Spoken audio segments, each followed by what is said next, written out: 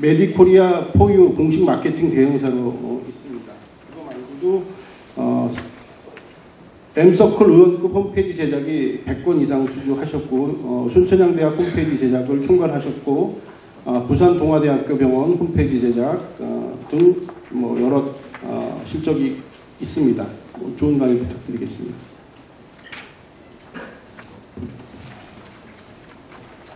네, 안녕하세요. RC멤버스 고덕진입니다. 오늘 시간이 좀 짧아서 블로그 마케팅을 전반적으로 좀 얘기를 다 해드렸으면 좋겠는데, 일단은 가장 중요한 요소들, 그리고 최근에 가장 트렌디한 부분만 좀 요약해서 설명을 드리도록 하겠습니다.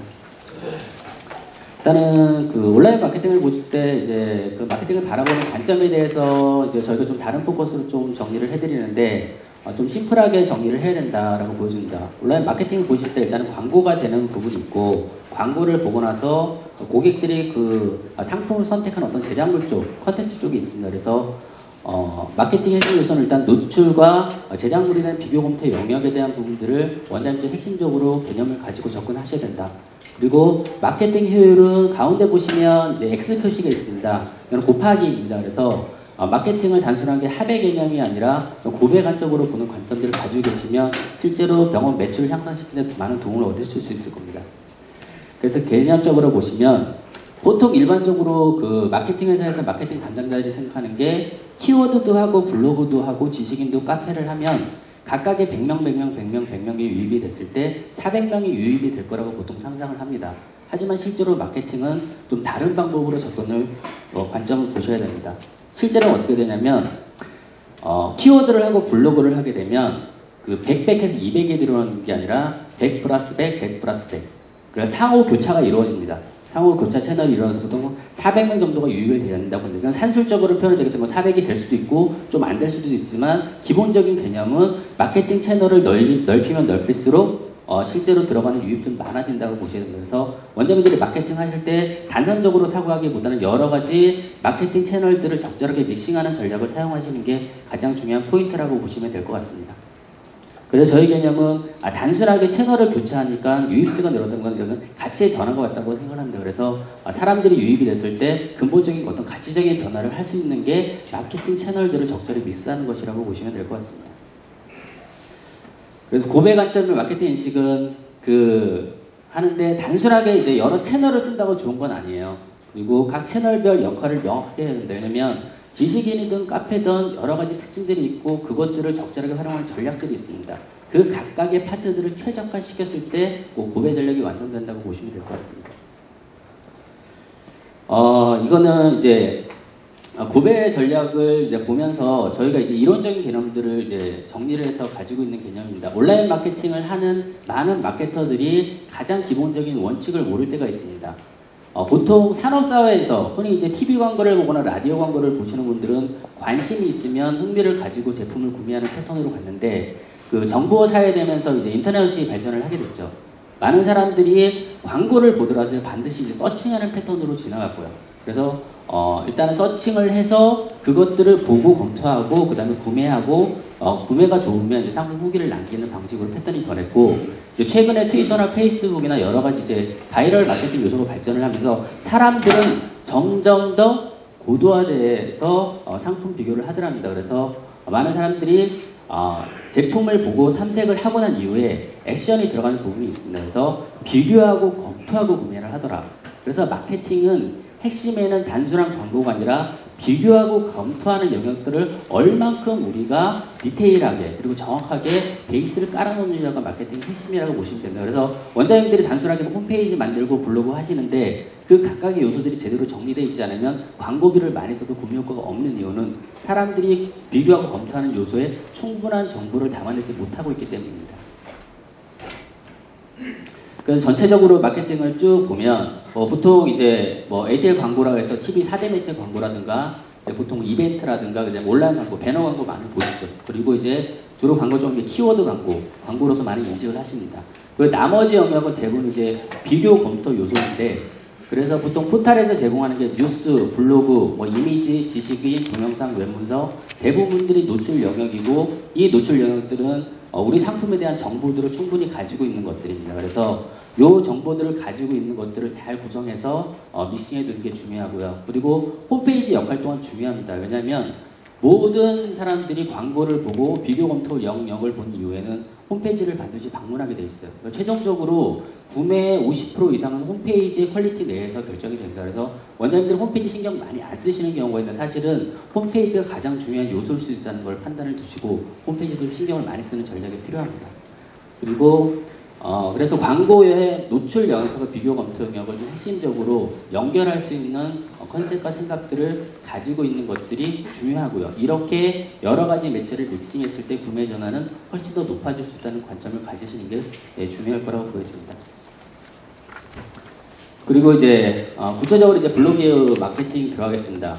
블로그는 왜 중요하냐면 비교 검토 영역에서 흔히 이제 포탈, 뭐 네이버라든가 다음이라든가 가장 중요하게 활용할 수 있는 가치가 높은 영역이기 때문에 오늘 제가 블로그라는 주제를 두고 이제 말씀을 드리는데 포털에서 유일하게 노출, 그 다음에 정보 제공, 지속적인 관리, 그 다음에 상호 커뮤니케이션, 그리고 잘 되면 브랜드 인지도까지 향상시킬 수 있는 역할을 해주는 게 블로그 영역입니다. 그리고 블로그 영역은 아시겠지만 키워드나 이런 것들은 이제 유료죠. 근데 블로그는 무료입니다. 내가 성실히 하기만 하면 돈을 들이지 않고도 할 수 있는 영역이 블로그 영역입니다. 그리고 블로그를 관리를 하면 서비스로 포탈의 이미지 영역도 같이 노출을 해줄 수 있고요. 그다음에 동영상 영역도 같이 노출해 줄 수 있는 장점이 있습니다. 포탈의 영역이 보여준 게 한 10가지 정도는 그 중에 4가지 정도의 영역들을 충분히 보여줄 수 있는 역할들을 하기 때문에 블로그는 포탈 영역에서 아주 중요한 부분이라고 보시면 될 것 같습니다. 블로그 마케팅을 많이 하셨을 거예요. 그리고 병원 하시는 분들은 블로그를 한 번쯤은 다 운영을 해보실 건데, 과거에는 이제 블로그가 마케팅 적으로 효과가 있는데 그렇게 많은 기술이 필요하지 않았습니다. 그래서 초기에는 보통 블로그를 좀 성실하게 열심히 해서 내가 블로그 하는 것만으로도 마케팅 효과를 보신 분들이 많이 계셨습니다. 근데 이제 블로그들이 많이 생기고 경쟁이 심화되다 보니까 단순하게 블로그를 성실한 것만으로 가지고는 블로그가 효율이 없다라는 판단을 하셔서 그 다음에는 네이버가 가지고 있는 어떤 검색 로봇이 노출해주는 알고리즘을 이제 분석을 하기 시작하셔서 키워드를 조합하고 배열해서 노출을 잡아내는 기술적인 방법들이 많이 활용이 됐었습니다. 그런데 네이버 같은 경우에는 이제 국내에서 단순하게 과거에는 어떤 상업적 사이트였는데 지금은 공공적 포털로 많이 변화를 했습니다. 그러다 보니까 정보들을 어떻게 노출할 거에 대한 고민을 되게 많이 하게 됐습니다. 그러다 보니까 네이버는 좀 더 성실하고 좀 더 정확하고 좀 더 영향력이 있는 블로그를 노출해주는 전략으로 바뀌었고요. 그러다 보니까 수많은 블로그 마케터든 아니면 원장님들은 좀 더 블로그에 대해서 고도화된 전략을 사용하지 않으면 네이버의 일정 영역에서 노출을 잡아내는 게 어려운 환경이 되어 있습니다. 그래서 이런 것들을 잘 할 수 있는 여러 가지 패턴 전략들을 활용해야 되는 기술들을 좀 보유하고 있어야 되는 거고, 이 뒤에는 그런 기술적인 요소 부분에서 가장 최근에 트렌디한 부분을 좀 설명을 드리도록 하겠습니다. 그리고 부가적으로 이제 검색 로봇은 과거에는 단순한 키워드로 갔지만 지금 점점 사람처럼 바뀝니다. 이제 지능화되어서 노출을 하죠. 그래서 사람들이 가장 좋아하는 정보가 이것일 거다라는 판단하는 능력이 많이 늘었습니다. 그래서 사람들이 가장 좋아하는 정보들을 노출하는 방향으로 점점점 변해가고 있습니다. 그래서 단순하게 내가 노출하고 싶은 게 아니라 나의 고객이 내 상품을 어떻게 인지하고 그 다음에 궁금해할까를 알고 전략적으로 접근하는 게 필요하고, 네이버는 구글을 점점 더 닮아가는 형태로 발전을 하고 있습니다. 이제 병원 블로그를 좀 깊이 들어가면 보통 일반적인 블로그와 병원 블로그는 차이가 있는데 많은 마케터들이 병원 블로그와 일반적인 블로그를 보통 동일시하고 접근을 합니다. 근데 병원 블로그와 일반적인 블로그는 차이가 있습니다. 그래서 원장님들이 보통 일반적인 블로그를 보실 때 단순하게 유입률이 좋으면 우리 블로그가 잘 되는구나 라고 생각을 하시는데 사실은 그렇지 않습니다. 왜냐하면 일반적인 블로그는 대부분 이제 이슈 포스팅을 중심으로 해요. 연예인 기사라든가 엔터테인먼트 기사 중심으로 해서 실제로 들어오는 거는 우리가 가지고 있는 나의 질환 상품이라든가 시술 상품을 보러 오는 게 아니라 연예인 기사 보러 오는 겁니다. 근데 많은 분들이 방문자 수가 늘면 우리 블로그가 잘 되고 있다고 생각하는데 사실은 그렇지 않다는 관점을 가지고 계셔야 되고요. 실제로 병원 블로그는 내가 가진 정보들을 노출을 해서 내가 가진 정보들만 관심 있어하는 고객들을 유입시키는 전략으로만 가야지만 실제로 병원의 매출이 도움이 됩니다. 그래서 보통 병원 블로그는 브랜드 블로그 형태로 하셔야 되고요. 하셔야 되고 컨텐츠는 내가 가진 병원의 정보들만 잘 조합해서 성실하게 올리는 게 가장 병원 매출에 있어서 바람직한 상향으로 볼 수 있습니다. 그리고 이제 그럼에도 불구하고 이제 브랜드 블로그가 아니라 일반 블로그가 필요할 때가 있는데 그 네이버는 보통 이제 상위 노출을 잡아주는데 여러 가지 지수 항목들을 활용을 하고 있는데 그 지수 자체가 처음에 제가 브랜드 블로그를 운영하게 되면 낮을 때가 있어요. 그런데 일정 키워드나 이런 패턴들을 좀 상위 노출을 잡고 싶으면 그럴 때 단순하게 노출해서 유인을 하는 전략으로 인식을 만들어주는 전략으로는 일반 블로그 좀 사용을 겸해서 하셔도 문제는 없을 거라고 보여집니다. 그렇게 해서 이제 지금까지 이제 기본적으로 블로그의 의미나 중요성을 말씀드렸는데 어쨌든 블로그를 하게 되면 마케팅적으로 의미가 있으려면 포탈의 영역이 있는데 상위 노출을 하는 것이 중요합니다. 보통 이제 사람들이 들어와서 포탈 영역을 볼 때 인식하는 게 뭐냐면 이제 블로그든 지식이든 카피든 각각의 이미지 영역에서 기본적인 노출 영역이 있습니다. 그러니까 메인 검색창에서 검색을 했을 때 노출되는 딱 항목들이 있어요. 보통 5개, 3개 정도를 노출을 해줍니다. 근데 보통 사람들은 5개, 3개까지 보고 한 가지 더 본다. 더보기를 해서 첫 번째 나오는 페이지 정도까지는 검토를 합니다. 검토를 하기 때문에 첫 번째 나오는 정도까지는 내가 노출이 되어 있어야 돼요. 내가 노출이 되어 있으면 내가 아무리 열심히 한 블로그라고 해도 사실은 마케팅적으로 의미가 없기 때문에 우리는 기본적인 노출 영역과 더보기 영역이 1페이지 정도는 노출하는 것을 핵심 전략으로 가지고 접근을 해야 됩니다. 이제 많은 이제 마케터들이 고민하는 것과 이제 많은 병원의 이제 블로그 담당자들이 고민하는 게 그러면 이슈 포스팅 없이 어떻게 방문자 수를 많이 늘릴 수 있을까요? 라고 물어봅니다. 그래서 기존에 블로그 마케팅 하시는 분들한테 대행사한테 물어보시죠. 이슈 포스팅 하지 말고 내 병원의 컨텐츠 말고 유입을 안정하게 할 수 있는 방법이 있니? 그럼 대부분 잘 못한다고 선언을 합니다. 왜냐하면 그 방법을 정확히 모르기 때문이에요. 그래서 이 뒤로 놓고 방법론에 대해서 설명을 좀 드리겠습니다. 사실은 이제 모든 노출은 검색어로부터 정해집니다. 왜냐하면 그 네이버 이제 검색 엔진이 가지고 있는 한계성 때문에 그렇습니다. 왜냐하면 아무리 포스팅을 많이 하는 검색 로봇은 그 수많은 블로그 내에서 자기가 가져와서 분석할 수 있는 한계가 있기 때문에 대부분 제목이 가지고 있는 어떤 패턴이라든가 제목이 가지고 있는 알고리즘의 기술적인 부분을 이제 반복을 해서 가져오게 됩니다. 그래서 최근은 단순 키워드 방법이 아니고 네이버 알고리즘을 이용해서 패턴화 전략으로 좀 접근하는 것이 중요하고요. 그 다음에 키워드 중심에서 주제어 전략으로 변경되는 게 중요합니다. 주제어 개념은 사실은 뭐 시장에 그렇게 알려지진 않았는데 최근에 네이버가 선호하는 알고리즘의 패턴을 좀 더 효율적으로 관리하는 패턴으로 봤을 때 저희가 봤을 때는 일종의 어떤 주제어 전략이 필요하다고 별도로 좀 정리를 한 개념입니다. 그리고 가급적이면 고객이 가진 증상 키워드, 질환, 시술, 브랜드, 그다음 지역 키워드를 적절하게 배합한 제목 전략을 쓰시는 게 효율적입니다. 그러면 어떤 키워드가 효율적인가? 라고 보시면 이제 사람들이 일단은 많이 찾는 키워드가 효율적이겠죠. 그리고 사람들의 검색 패턴에 따른 키워드가 효율적입니다. 근데 중요한 건 그걸 어떻게 아느냐가 이제 핵심이겠죠. 보시면 네이버 검색창이 있습니다. 하나의 뭐 틱장애를 예를 들어 보여드리겠습니다. 옆에 보시면 틱장애는 이제 질환이에요. 질환 보시면 흔히 이제 저거를 자동 완성 검색어라고 얘기를 합니다. 자동 완성 검색어 보시면 사람들이 가장 많이 찾는 검색어를 상위 순위로 해서 네이버가 정보를 알려줍니다. 그러면 우리는 저 자동 완성 검색어에 있는 키워드를 노출의 핵심 부분으로 잡아서 노출하는 게 핵심이라고 보시면 되고요. 근데 보통 자동 완성 질환 같은 경우에는 상위 노출을 잡기가 되게 시간이 오래 걸리고 힘듭니다. 근데 오른쪽에 보시면 증상이 있어요. 자, 보통 틱장애 같은 경우에는 눈 깜빡거림이라는 게 그 최초의 증상으로 나타납니다. 그래서 사람들이 뭐냐면 처음에는 내가 이게 틱장애인지 몰라요. 모르기 때문에 사람들 어떻게 생각하면 우리 아이가 눈을 깜빡거려요. 눈을 깜빡거리는데 어떻게 해야 되죠?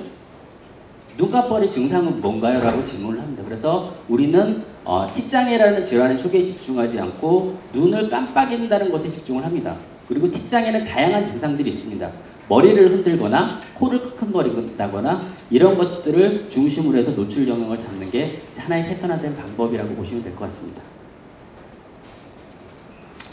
그래서 질환 같은 경우에는 이제 마케팅적으로 접근하면 좋은 키워드이긴 합니다. 왜? 노출이 되면 실제로 블로그가 효과를 많이 보게 되죠. 하지만 매우 어렵습니다. 노출을 하기가. 블로그를 한 1년 정도 운영을 해도 잡지 못하는 경우도 있습니다.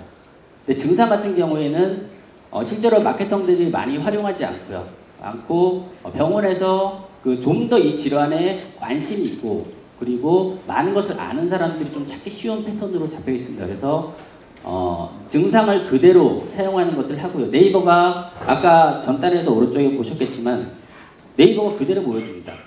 사람들이 눈 깜빡인다는 것을 검색하고 싶을 때 어떤 것들을 당신이 봐야 되는지라고 정확하게 보여드려요. 그럼 그 보여드리는 것들을 제목으로 잡아서 노출을 하시면 훨씬 수월하게 고객하고 커뮤니케이션을 하실 수가 있습니다.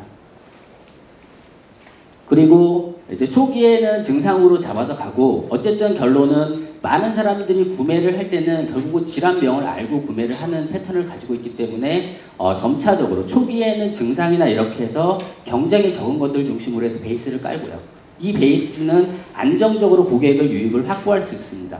만약에 키워드가 10명이 들어와서 기본적으로 연관을 잡아줬다 그러면 전체를 다 잡으시면 보통 한 100명 정도 잡을 수 있습니다. 보통 저희가 작업을 하면 한 달 정도면 100명 정도까지 잡아요. 근데 100명은 늘 유지되는 고객입니다. 왜냐하면 환자들은 계속해서 늘어나고 그 환자분들은 절대 주지 않는 특성을 가지고 있습니다. 그래서 보통 유입을 저렇게 잡아가면 100명씩 해서 계속해서 유입을 가져갈 수 있고 점차적으로 지수가 늘어나면서 이 상위 키워드들도 같이 잡아갈 수 있는 특징을 가지고 있습니다.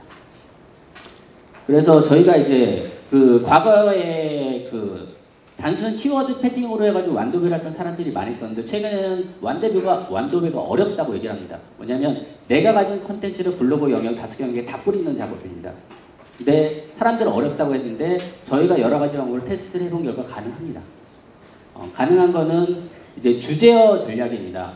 그래서 네이버는 내가 틱장의 증상이라고 다이렉트로 검색을 보통 하면 노출이 될 거라고 보는데 검색 패턴이 바뀌어서 틱장의 증상이라고 다이렉트로 해서 제목을 잡고 블로그 포스팅을 하시면 노출이 안 되세요. 하지만 틱장애를 가진 우리 아이의 증상이라고 얘기하면 네이버는 이게 더 자연스럽다고 생각을 해서 틱장애 증상을 합해서 노출을 해줍니다. 이제 이런 패턴으로 바뀌어 있고요. 그래서 그런 주제어들을 잡는 방법들이 기술적으로 많이 사용이 됩니다. 예를 들어서 주제어는 키워드가 될 수도 있고 단어가 될 수도 있고 그다음에 문장이 될 수도 있는데 이거는 전략적으로 판단을 해서 하시면 되고요. 그러니까 저희가 키워드를 잡는 거는 단순하게 키가 크는 성장 같은 경우, 그 다음에 이제 뭐 습관 같은 경우에 고추를 만져요, 머리를 흔들어요. 이런 것들을 주제어로 잡고 그 주제어가 들은 주변의 키워드를 재조합해 나가면서 노출을 잡아주는 역할을 합니다. 그래서 보통 10개에서 15개 정도 하면 저 관련된 주제어 관련된 모든 키워드를 다 잡을 수 있는 효과를 보실 수 있습니다. 그리고 이제 제목을 잡는데 단순하게 앞에 거는 우리가 나타내고자 하는 증상만을 잡았던 이제 케이스고 이거는 다 부가적인 다른 요소를 잡을 수 있는 전략입니다. 보통 노출에서 증상을 잡는 거는 어떤 중정도의 난이도, 하지만 질환명을 잡는 건 한 상위 난이도가 되고 그 다음에 브랜드라든가 지역을 잡는 건 하위 난이도가 됩니다. 그래서 제목에 잡을 때 단순하게 내가 잡고자 하는 증상만 넣는 게 아니라 노출 키워드 하고 싶은 증상, 그 다음에 질환명, 브랜드명을 적절히 다 배합을 했습니다. 배합을 쓰고 이게 포스팅 건수가 늘어나면 어느 순간 가면 다 노출이 되기 시작해요. 이제 그런 전략들을 사용해서 반드시 제목을 잡을 때는 난이도에서 노출 키워드, 관심 키워드, 지역 키워드나 브랜드를 조합해서 병행해서 사용을 하시면 됩니다. 그렇게 해서 제목이 길더라도 상관이 없으니까 좀 길게 제목을 잡으셔서 여러 가지를 패턴화해서 작업하시면 실제로 노출 효율을 많이 보실 수 있습니다. 근데 이렇게 진행하다 보면 복잡하다는 느낌 많이 드세요. 복잡한데 보통 그런데도 해야 되는 이유가 뭐냐면 온라인 유저의 80% 이상은 보통 네이버가 점유하고 있습니다. 그리고 네이버의 검색 알고리즘 특성이 그렇게 변해가고 있습니다. 그래서 우리는 네이버가 변하면 우리도 변해야 하고요. 그리고 네이버의 대안이 나타나면 우리도 갈아타야 됩니다. 이제 그런 것들이 끊임없이 변해 가다 보면 충분히 경쟁이 심한 시장에서도 경쟁자에게 이기면서 갈 수 있는 전략이 될 겁니다. 그런데 이제 제목 잡아서 방문자 쓰면 좋을까요? 보통 상위 노출 많이 했는데 효과가 없다고 하시는 분들 많이 있습니다. 그거는 뭐냐면 노출만 잡았고 고객들이 봤을 때 내 상품을 구매할 수 있는 구매 전환 요소들이 빠져있기 때문에 그렇습니다. 그래서 블로그에는 실제로 들어온 다음에 내 상품을 구매할 수 있는 구매 전략이 같이 포함되어 있어야 합니다. 네. 그리고 방문자의 눈에 충분히 제공하고 그 다음에 성실한 블로그는 일단은 최선인데 그렇지만 시간이 많이 들고 복잡하죠. 원장님이 직접 하기 어렵고 그 다음에 직원을 써서 어렵다고 합니다. 방법은 있습니다. 컨텐츠도 패턴화하면 됩니다. 그리고 할 수 있습니다. 그래서 컨텐츠를 패턴화하는 구성을 좀 보여드리겠습니다. 자, 보통 블로그는 감성적인 부분, 사람들은 왜냐면 있을 때 내 얘기와 직접적으로 연관이 있는 부분을 좋아합니다. 그래서 이야기나 사례 위주로 시작을 하고요. 그 다음에 질환의 증상과 원인을 나타내주고 거기에 필요해서 나머지는 패턴화하면 됩니다. 병원에 있는 검사 방법, 시술법, 그 다음에 전후사진, 치료 사례, 리얼 스토리, 병원의 의료진의 장점들을 패턴화해서 나머지는 뿌려주면 되고 상단에 있는 감성이라든가 이성 부분만 적절히 배합해서 새로운 걸로 포스팅하시면 됩니다. 그래서 저희가 패턴화해서 주제를 쓰고 내용을 쓰고 이미지를 포함을 하고요. 주제를 쓰고 내용을 쓰고 이미지를 포함을 하고 마지막에 동영상을 넣어줍니다. 보통 포스팅할 때 동영상을 안 넣는데 간단하게라도 이미지, 동영상 10초, 20초짜리 만들어서 넣으시면 동영상 영역에 노출됩니다. 근데 많은 분들이 모르시는데 한번 해보시면 아실 겁니다. 그리고 이런 것들은 뭐 단순하게 개념적으로 나온 게 아니라 저희가 정리를 한 거고요. 그래서 병원의 전후 사진이라든가 그 다음에 실제로 라이프 스타일에 대한 얘기다라든가 그 다음에 의사의 전문성, 신뢰성 그리고 병원의 신뢰성 그리고 여러 가지 이야기들을 저희가 디자인으로 해서 풀고 실제로 마케팅을 해본 결과 꼭 필요한 요소라고 판단이 돼서 나온 결과고 그런 것들을 블로그에 적용한 개념이라고 보시면 됩니다. 근데 이제 블로그 하실 때 단순하게 컨텐츠뿐만 아니라 스킨도 좀 고민을 하셔야 돼요. 왜냐면 사람들이 스킨 자체 내에서 마케팅을 유도할 수 있는 요소가 있습니다. 그래서 상단에는 보통 이제 주제입니다. 우리 병원이 어떤 얘기를 하고 있는 핵심 이야기들을 던져주고요. 그 다음에 왼쪽에 있는 카테고리입니다. 그 주제와 관련된 카테고리 이런 것들은 이렇게 전달이 됩니다라고 보여집니다. 그리고 오른쪽에는 클릭을 유도하는 배너들을 대여를 해서 실제로 컨텐츠가 마음에 들면 오른쪽에 있는 배너를 클릭해서 상담을 하던 그다음 비용 분해를 남기라고 합니다. 이런 것들은 간단하게 넘어갔습니다. 보통 이제 사람들이 가진 시선입니다. 한국인은 왼쪽에서 오른쪽으로 시선을 보고 오른쪽 마우스를 사용을 합니다. 그래서 정보는 왼쪽에서 오른쪽으로 흐름을 잡고요. 클릭은 오른쪽에 유도하기 때문에 정보 영역은 보통 왼쪽에 두고 클릭 요소는 오른쪽에 두는 패턴을 합니다. 네, 이렇게 해서 가고 그런 광고 요소에 대해서 네이버도 그렇죠. 핵심이 되는 광고 영역이 뭐 이렇게 해서 보여주고 오른쪽에 보여지는데 블로그는 정보를 탐색을 하고 클릭을 해야 되기 때문에 보통 오른쪽에 배너나 위젯들을 담아주시는 게 가장 효율적입니다. 그리고 이건 실제 사례입니다. 보통 이제 정형외과 사례인데 저희가 최근 어제까지 이제 통계 자료입니다. 그래서 순차적으로 해서 이 패턴을 사용했을 때 계속해서 블로그 지수가 상승하는 거고요. 실제로 운영 기간 5개월 정도 됐고 하루에 2건을 정기적으로 포스팅했는데 현재 1일 방문자 수가 500명 정도 들어오고 있는 사이트입니다. 그리고 이거는 한의원 사이트입니다. 한의원은 특징이 있습니다. 네이버가 알고리즘 변하면 좀 오르락 내리락 하긴 하지만 여기도 4개월을 운영했고 포스팅 2건을 했고 실제로 사업 성능도 들어오고 있습니다. 여기는 특이하게 동물병원인데 동물병원 경쟁이 조금 약합니다. 그래서 여기는 한 11개월 정도 운영을 1일 포스팅을 했고 현재 2,500명, 2,000명 정도 들어오고 있습니다. 이런 블로그도 시장 경쟁의 상황에 따라서는 가능합니다. 이건 성형외과입니다. 성형외과는 많이 어려운 부분이 있는데 포스팅 건수를 조금 늘리고 전략적인 부분을 도입을 하면 그만큼의 필요한 효과들을 같이 보실 수 있습니다. 그래서 전 분야에 상관없이 네이버의 알고리즘을 신중하게 파악하고 거기에 접근을 잘한다면 블로그를 성장시킬 수 있고 실제로 그 고객들이 우리 상품을 구매할 수 있는 구매 전략을 이용해서 만들 수 있습니다. 네, 이렇게 하고 이거 요약 부분은 자료에 있으니까 한번 보시고요. 모든 것은 단순하게 경험이 아니라 이론적인 부분과 실제로 그 경험들을 같이 해서 저희가 요약을 해놓은 거고요. 이런 것들을 적절히 활용하시면 그 어렵게만 하는 블로그도 충분히 병원에 도움이 될 수 있도록 만들 수 있습니다. 네, 이렇게까지 강의 마치고요. 네, 감사합니다. 네, 좋은 강의 감사드립니다. 질문 있으면 한 사람만 받겠습니다. 예, 그러면 시간 관계상 이 강의는 이것으로 끝내고요. 강의 시간이 조금 바뀌었습니다. 논의 간지였는데 아직 연자분이 도착하지 않는 관계로 PDOC를 이용한 페이스리프팅 라이브가 있겠습니다. 골드 성형외과 이원석 원장님이 강의입니다. 이원석 원장님을 양력을 소개해드리겠습니다. 서울대학교 의과대학을 졸업하시고 성형외과 전문이시고 골드 성형외과 현 원장이십니다.